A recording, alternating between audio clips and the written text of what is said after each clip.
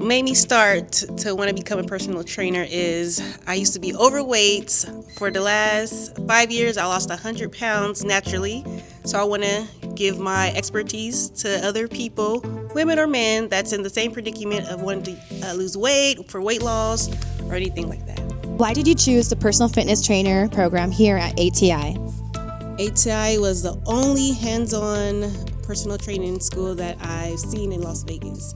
They have a great gym, which is our lab. They're hands-on, so you get to get your right form, because at first I was doing my form all wrong, but I got here, the teachers are experts. I know the right form, how to do them. What's been your favorite part of the program so far?